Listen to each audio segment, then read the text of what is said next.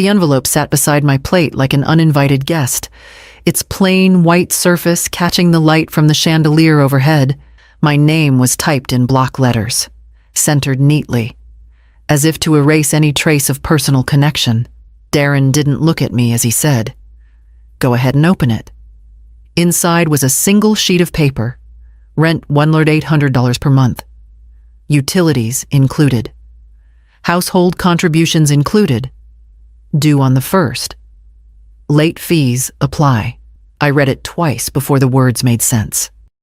Across the table, Margot Bell, Selena's mother, dabbed her mouth with a linen napkin. She'd been living here for over a year without paying a cent. My voice caught in my throat before I managed. "This is for me." Darren kept his tone even, like he was reading a weather report. "It's fair.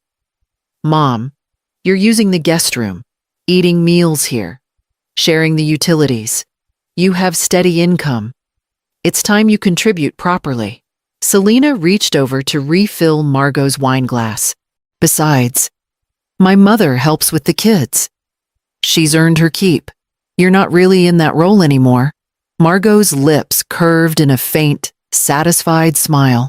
I thought of the 12-hour shifts I'd been taking, the skipped lunches, the coupons stacked in my wallet. I thought of every bill I'd paid for Darren when he was starting out, the nights I worked overtime so he wouldn't have to take a second job. I folded the paper carefully and set it beside my plate. "Understood," I said, my voice steadier than I felt. The rest of dinner passed in a haze, the clink of cutlery, the low hum of conversation between Selena and Margot. Darren asking the kids about their school day. No one looked my way again. Afterward, I rinsed my plate in the sink and climbed the stairs to the small room they called mine. It still smelled faintly of the lavender sachet I'd tucked into the dresser drawers when I moved in. I closed the door behind me, sat at the edge of the bed, and unfolded the invoice once more.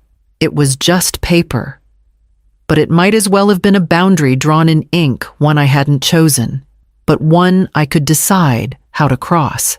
The weeks after that dinner blurred into a cycle of work and exhaustion. I woke before sunrise for my shift at the insurance office, clocked out at 4, and drove straight to the bistro downtown to serve tables until close. My feet ached so badly at night, I sometimes slept with ice packs against my arches. Margot, meanwhile, filled her days with shopping trips and brunches. Packages arrived almost daily. Glossy bags with designer logos lined up by the front door. Some afternoons, I'd hear laughter drift from the kitchen as she and her friends lingered over pastries and champagne. One evening, while checking my bank account between shifts, I noticed a string of charges I didn't recognize a salon in town, a boutique I'd never stepped foot in, online orders for home decor I'd never seen. My debit card was still in my wallet. The only explanation was the shared online accounts still linked to my name. I waited until after dinner to bring it up, choosing my words carefully. "Darren, there are purchases hitting my account that I didn't make." He looked puzzled for a moment, then glanced at Selena. She barely paused in slicing pie. "That's probably Mom," she said, nodding toward Margot. "She ordered some things and must have used the wrong account." "No big deal. It is a big deal," I said evenly. "It's my money." Darren frowned, like I was missing the point. "Your family. Family helps each other out. Margot's here for us. You're here for us. Let's not keep score." I bit back the reply forming in my throat. Arguing wouldn't change anything, not tonight. Upstairs, I opened my laptop and started a new spreadsheet. One tab for rent payments, one for utilities, one for groceries I'd bought without being asked, and now, a new tab for Margot's charges. I gave each expense a date, a description, and a running total. By the time I shut the laptop, the numbers stared back like proof of something I'd known all along. This wasn't about family. It was about what they could take without having to ask. I met Victor Hale on my lunch break, choosing a quiet corner table at the cafe across from his office. We'd known each other for years, back when Darren was still in high school and Victor handled our refinancing. He'd always been discreet, but the look in his eyes that day told me this wasn't going to be a casual catch-up. He waited until the server had left before speaking. "Camilla, I need to tell you something. Your son and Selena, they're in trouble with the bank." My hands tightened around the coffee cup. What kind of trouble? They've been behind on their mortgage for months. At least 3 payments. Foreclosure notices have been prepared. But the bank hasn't pulled the trigger yet. They refinanced 2 years ago. And now they're overextended. From the looks of it. Your rent is what's keeping them afloat. The words settled heavy between us. My mind flicked back to the invoice Darren had handed me. The calm way he'd said it was time I contributed, and Margot living there without paying a cent. Her expenses quietly draining my accounts. So, this wasn't about responsibility. I said slowly, it was about survival. Victor hesitated. I'm telling you this because you deserve to know, and because, if you stay, they'll keep leaning on you until there's nothing left for yourself. I sat back, letting the bitterness rise and ebb.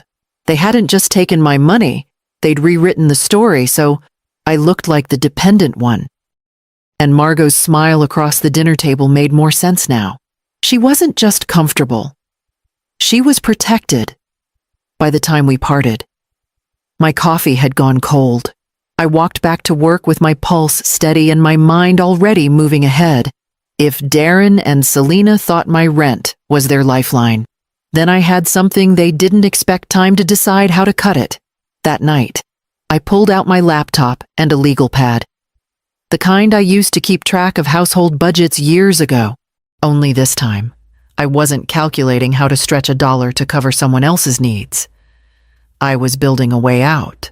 The first step was opening a high-yield savings account, but not at the local branch where I worked part-time years ago, too many familiar faces. Instead, I drove across town on my next day off and chose a credit union where no one knew my name. I gave them my new P.O. box address and moved a small sum from my checking account. It wasn't much, but it was the first drop in a well I intended to fill. When I updated Victor on my plan, he didn't hesitate. "You need to talk to Elaine Bishop," he said. "She's retired from real estate but knows every way to protect a buyer's privacy." Elaine met me in a corner booth at a quiet diner, her silver hair pulled back, eyes sharp behind thin-rimmed glasses. She listened as I explained, then nodded once. "We'll set up an LLC.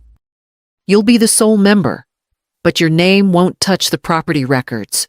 From the outside, it'll be Vanquish Holdings. Nothing more." I smiled at the name. Vanquish. "You said you wanted to end something, didn't you?" In the weeks that followed, I funneled every spare dollar into the account double shifts. Overtime hours. Even the tips from bistro customers who barely looked up from their menus. Late at night, I scrolled through listings of coastal villas, each one a piece of a life I'd almost forgotten I wanted. Wide balconies, sunlight spilling through tall windows, space for an art room. One property in particular kept drawing me back: white stucco, pale blue shutters, a wraparound porch facing the water. I bookmarked it and closed my laptop, my pulse steady. It was too soon to move, but not too soon to plan. The day I would. Margot's change in tone was subtle at first, a raised eyebrow when I came in late from work, a sigh when I left dishes in the rack to dry instead of towel drying them. But soon, she stopped pretending. One Saturday morning, I passed her in the front yard, talking to Mrs. Flanagan from next door. Margot's voice carried just enough for me to hear. "Well, you know, it's not easy having extra people under your roof. Darren's been so generous, letting his mother stay. She does what she can." "Of course." She glanced at me then, her smile thin and satisfied. inside. I heard her on the phone with a friend. She means well, but she's not really independent. Darren takes care of her. Some people just need more help than others. The words slid under my skin. But I let them settle there, cold and sharp. If Margot thought she could shame me into leaving on their terms, she didn't realize I'd already chosen my own. I started taking small steps, careful ones. A box of books disappeared from my room one afternoon, tucked into the trunk of my car and delivered to a storage unit on the other side of town. The next day, it was a suitcase of out-of-season clothes. No one noticed. Darren was consumed with late-night calls in his office, and Selena had joined Margot on her mid-morning shopping trips. I even managed to remove the old cedar chest at the foot of my bed, the one that held my art supplies, photo albums, and a quilt my mother had sewn under the excuse that it needed refinishing. Margot made her comments daily now. Little barbs dressed up as conversation? It must be hard. Not contributing the way you used to when you had your own place. I'd smile politely, knowing each word was another brick in the wall between us. At night, I lay in bed and mapped the days ahead, timing my moves so that when I left, it would be final. There would be no frantic packing, no explanations, only a note on the table and the hollow echo of my footsteps on the way out. I chose a Tuesday. Margot would be at her water aerobics class. Selena had an all-day design consultation, and Darren never missed his standing lunch with the same group of colleagues he'd known since college. I'd timed it down to the minute. By mid-morning, my car was backed into the driveway, trunk open.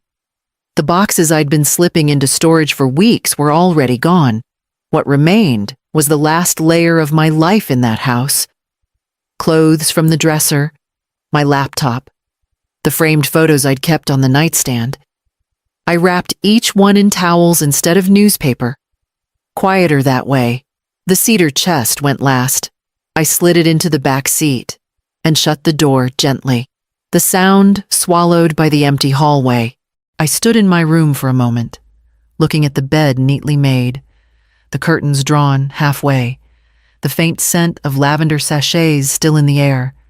It no longer felt like mine.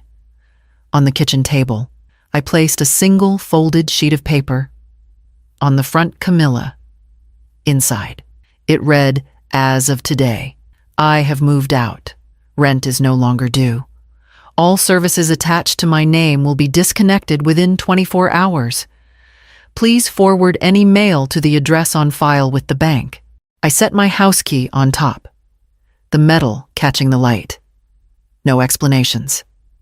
No goodbyes. When I closed the front door, the latch clicked softly, and that was it. The air outside felt different, lighter somehow, as if the weight I'd carried inside those walls couldn't follow me past the threshold. I drove without turning back, heading toward the small apartment I'd arranged through one of Elaine's contacts, a temporary stop until the real move could happen. That evening, just as I was unpacking the first box, my phone rang. "It's yours," Elaine said, her voice warm with satisfaction. "The villa's offer was accepted. We'll close in under 30 days. All in cash." I sat on the edge of the bed, the hum of the city beyond the window. For the first time in years, my future wasn't tied to someone else's demands. It was mine, and I was ready to walk straight into it. It didn't take long for Darren to find me. 3 days after I left, a knock rattled the apartment door. When I looked through the peephole, he was standing there in his pressed shirt and tie, a white envelope clutched in his hand. His jaw was set the way it used to be when he was a boy trying not to cry.